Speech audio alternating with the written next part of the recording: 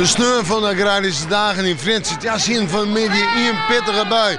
Maar verder zien ze natuurlijk, ik wil die droege perioden krijgen en op een brede plaats.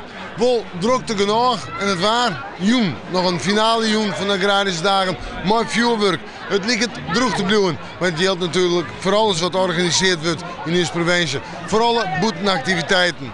En dan letter jong en vannacht komt er wat meer bewolking, misschien een beetje ruim. In het waardgebied vooral kans op een enkele bui. En de temperaturen zijn zo'n graden in het zuidoosten en oosten ons zijn 11 graden op de eilanden.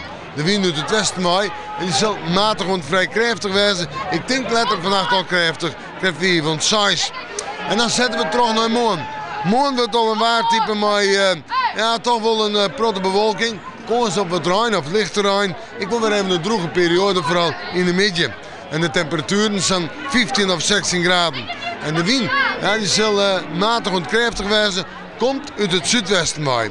We gaan fruitje, we zullen fruitje. En dan komt een mannetje, maar nog altijd een bewolking. Maar ruim, let er een aantal buien en een temperatuur om en bij de 16 of 17 graden heen.